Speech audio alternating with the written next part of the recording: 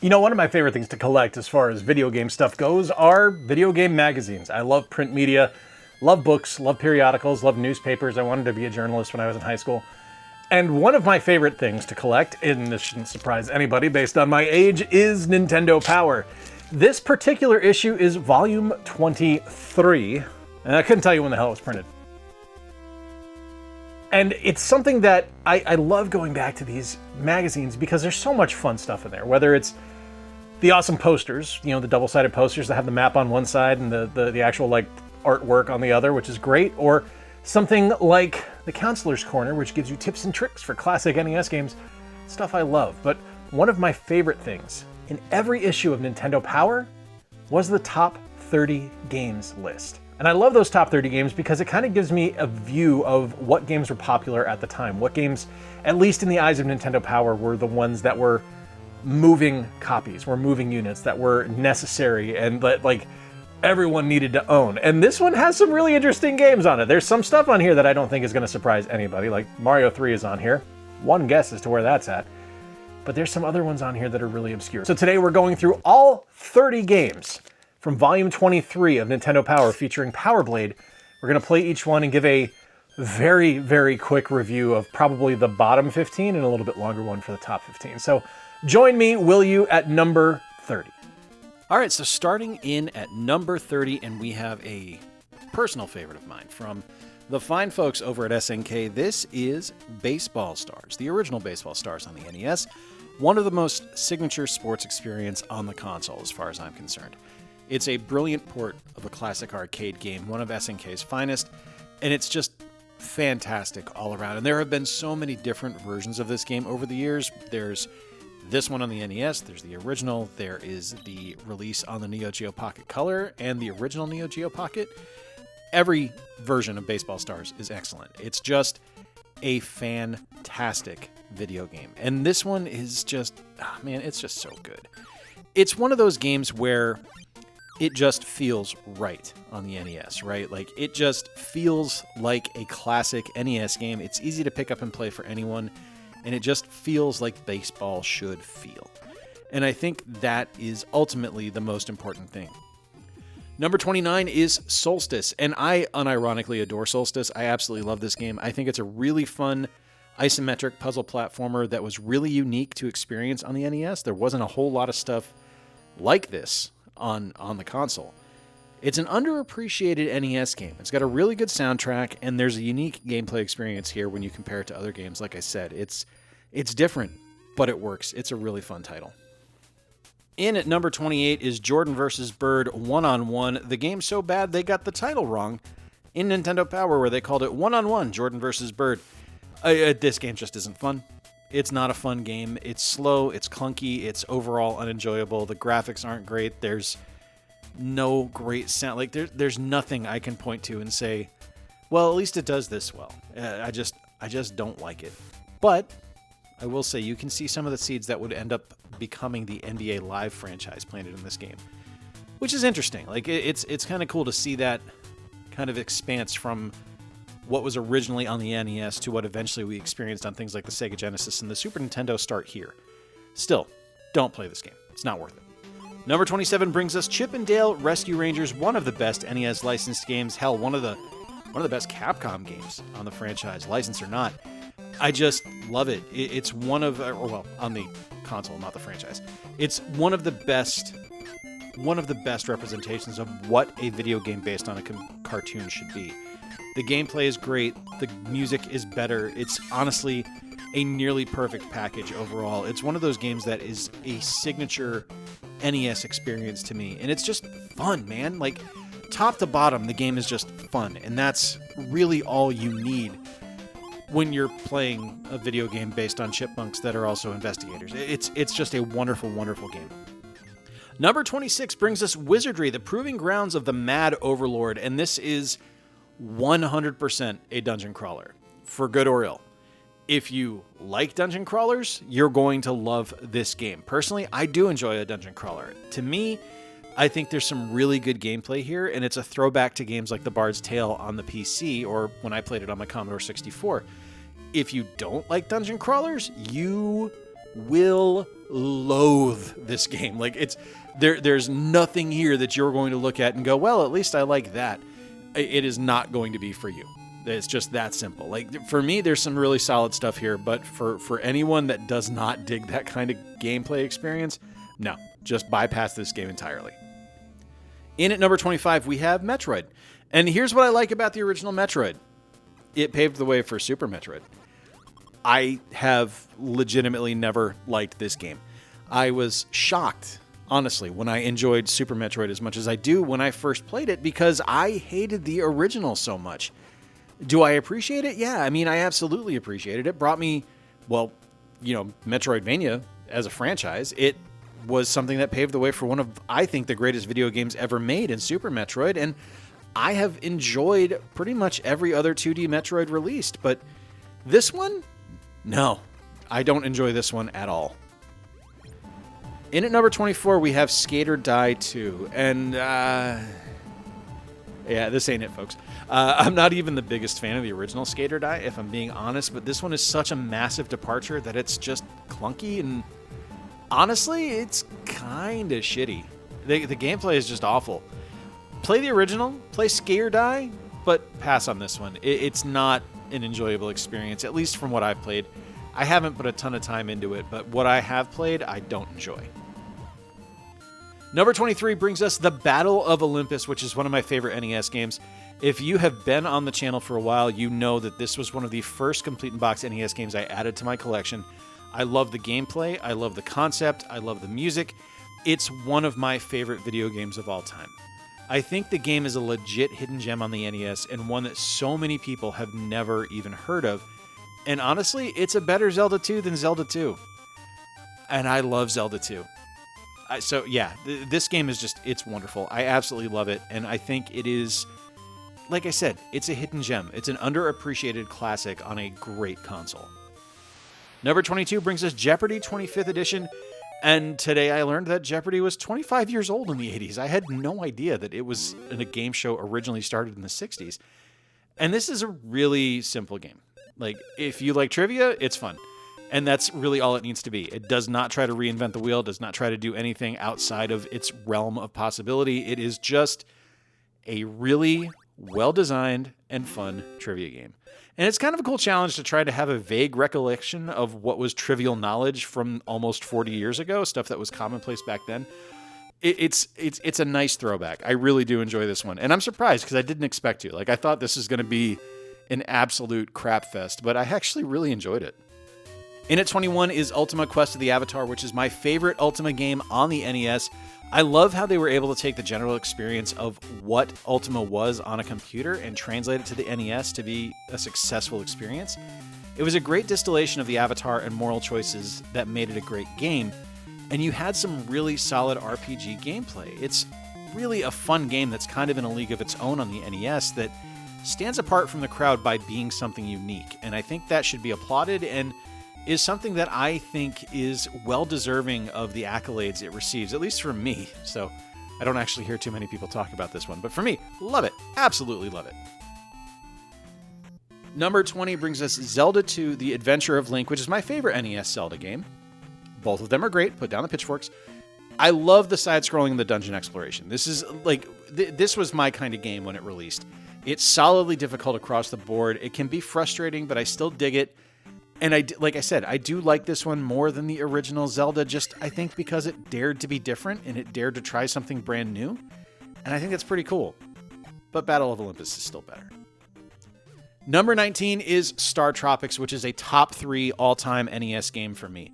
There's nothing in this game that I dislike. Overworld traversal is excellent. In-game dungeon crawling is better, and the music is the absolute best. It has one of the greatest soundtracks on the console.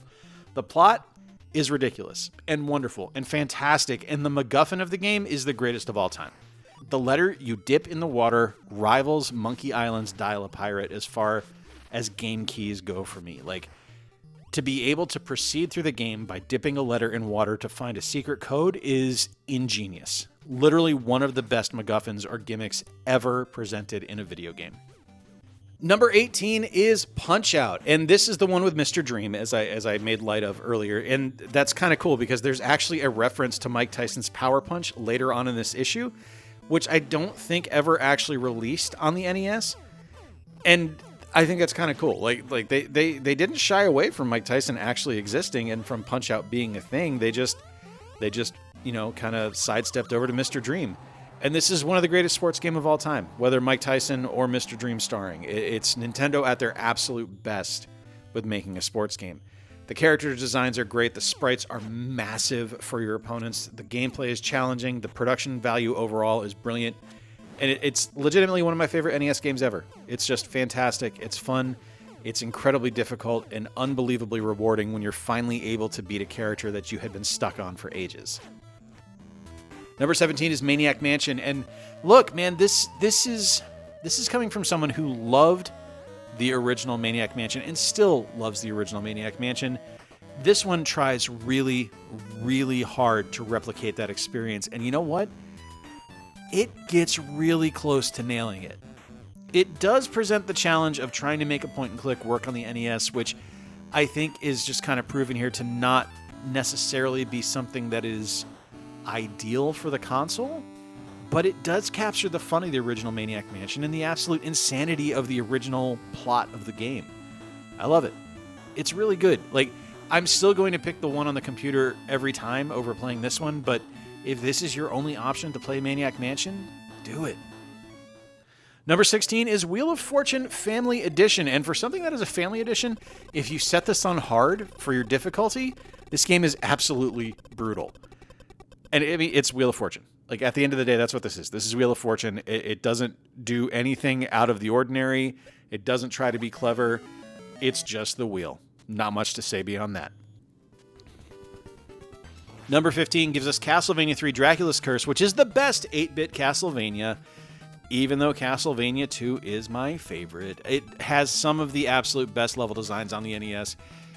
And just the thing that I think really set this game apart for me and really makes me appreciate it and love it as much as I do is how good the multiple character paths are and the different gameplay styles for each character are.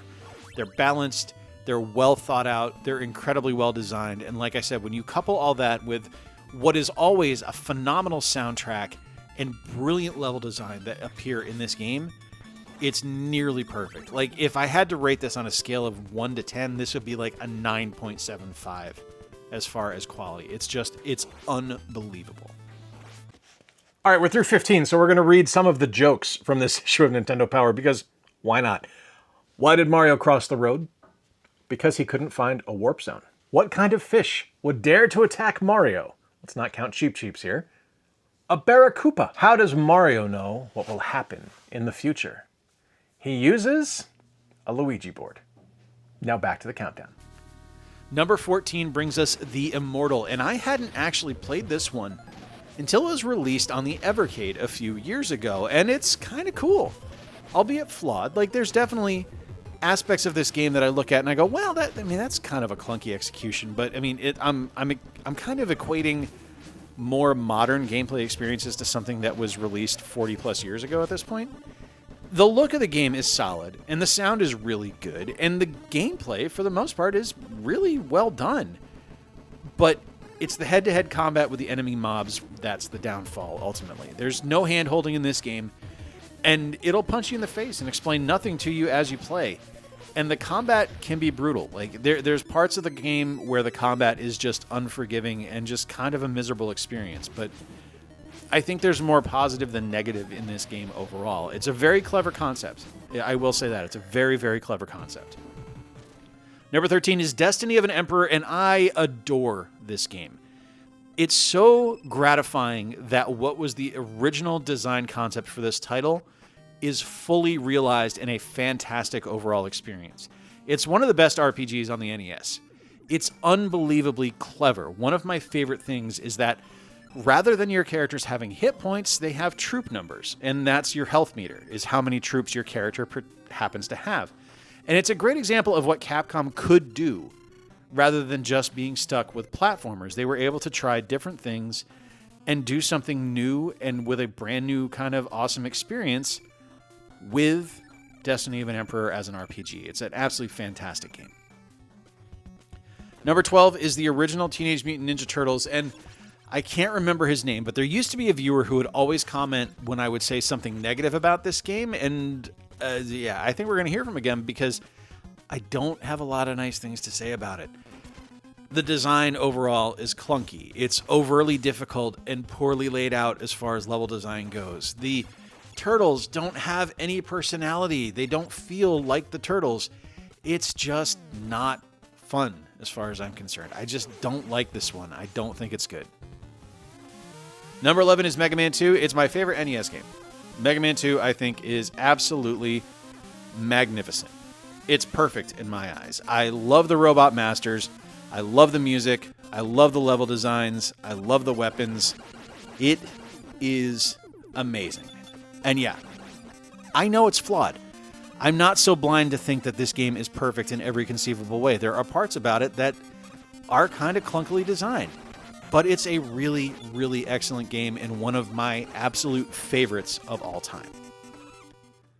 Number 10 brings us NES Play Action Football, and I know so many people prefer Tecmo Super Bowl to this one, and I can't fault you for that one because I really like Tecmo Super Bowl as well, but this one I think gets points for being different, and I actually really, really do love this one. I think the gameplay is actually pretty solid. I love the angled playfield. It tries something different. It tries something new.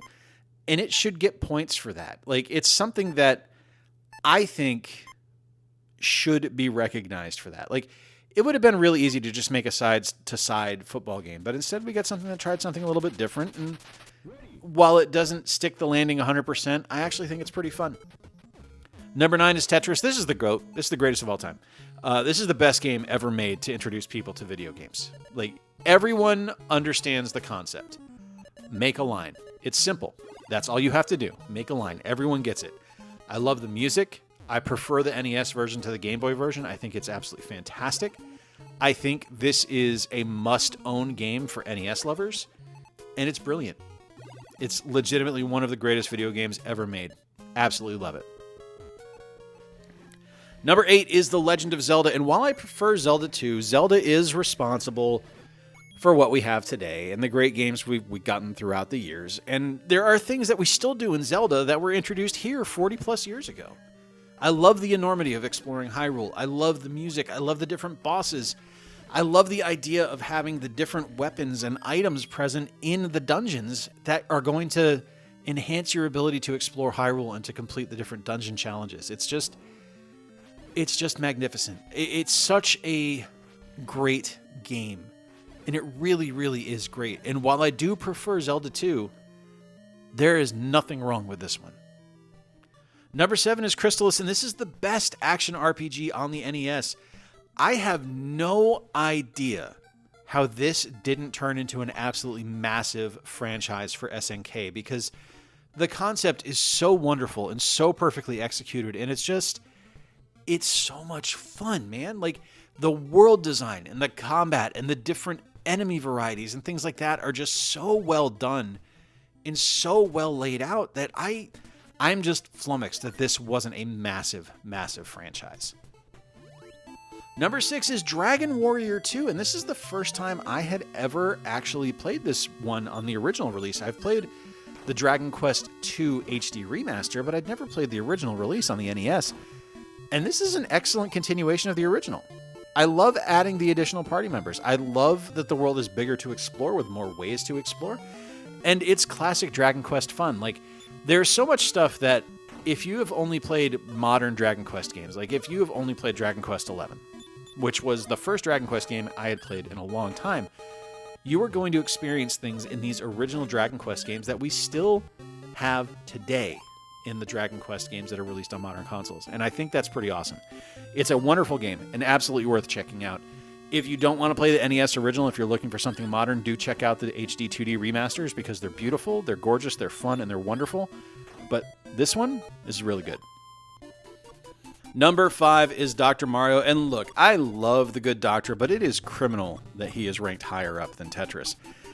I mean, that's not to say that the gameplay is bad. This gameplay is wonderful. It's fantastic. The concept is excellent. It's a very creative way to utilize Mario as an IP property while giving you a completely different gameplay experience than anything we've ever had with Mario before. The music in the game is wildly underrated. The gameplay is fun and has a really solid variety. And one of the things I really love about this, and this should be said for Tetris as well, is that it's very much a game where you can be the victim of your own success, where you can start getting way too cocky about your performance, and then you are hosed. You have screwed everything up, and you're going to just completely mess up your level. And I love that that is a concept, and that is a thing. It's such a fun game. Number 4 is what is, in my opinion, the best RPG on the NES, and that is Final Fantasy. I still love this game to this day. Warts and all. Like, there are parts about this game's design that I look at, 40 years down the road from when it originally released, and I go, it was a bad decision. The grind is real, but as far as I'm concerned, that grind leads you to an excellent reward. The classes are great. The combat is fun. The exploration of the different dungeons and things like that is really awesome, and the world exploration is massive and exciting and just really, really cool. I love the music in the game. It's an absolute classic and such a wonderful introduction to a franchise that I still love to this day. Teenage Mutant Ninja Turtles 2, the arcade game, comes in at number 3, and I really do love this game. This was one of the only games I hung on to when I sold my entire retro collection a few years back. And I know a lot of folks prefer the third game in the series rather than this one, but to me, this one just feels better. Like, it feels more turtley, I guess, for lack of a better term. It was, and I think a lot of it does have to do with nostalgia, where this was a experience where I got to play an arcade game at home and not something I'd ever really experienced before. Like, I played Joust and stuff like that, but this was the arcade game that captured my quarters, and I was able to play it at home, and that was amazing. Absolutely fantastic title. Number 2 brings us Mega Man 3, and look, while I prefer Mega Man 2, this one has great level designs, amazing music, awesome robot masters, great weapons. It's just not quite as memorable to me as Mega Man 2 is. It's a nearly perfect game, though. Don't get me wrong. I absolutely love it. Mega Man 2 is that game that is my NES game, so that one's always going to be the one that I prefer. And at number 1, shocking absolutely nobody, is Super Mario Bros. 3. And yeah, there's no surprises here. It's Super Mario Bros. 3. The game's amazing. I love how much was introduced here that we still see to this day in Mario games and things like the Mario movie and, hell, even Mario Kart. The world map, multiple power-ups, certain enemies. This game had everything. It's one of those games that's as close to perfect as you're going to get. Like, if you're going, kind of like with Castlevania 3, if you're going to rank this on a 10-point scale, this one is a 9.99. It's that close to perfect. Literally the only thing I don't love are the weird mini games like the card matching and picture spinning that you have to do in the game. And that's really me nitpicking things and trying to find a flaw with a game that is so close to perfect. I'd like to point out that I'm personally offended that this game got a feature in this issue of Nintendo Power. Jordan versus Bird making the top 30. Did not see that one coming. That's because I don't like that game. That's mainly why I didn't see it coming. But it goes to show you that even back in the day on the NES and the Atari and the Master System and the Genesis and the SNES, stuff like that, sports games were a big deal. But I don't think it's any surprise what came in at number 1 with Super Mario Bros. 3, one of the all-time greats, probably the single greatest game of all time, the single most important game of all time as far as 8-bit titles go. Really, really like seeing that. What games were on this list that made you surprised? What games were you surprised to see that remained on the list from times past, from the early days of the NES? And what games were you shocked not to see? Let me know in the comments down below. Hey, if you enjoyed today's video, please give it a thumbs up. The engagement helps the channel out a ton. If you really enjoyed it, consider subscribing. On our way to 20K, would love to have you be here for that. So until next time, folks, I've been Jay. Thanks for spending some time with me today. Remember to play more games, stay square, and take care. I'll talk to you soon.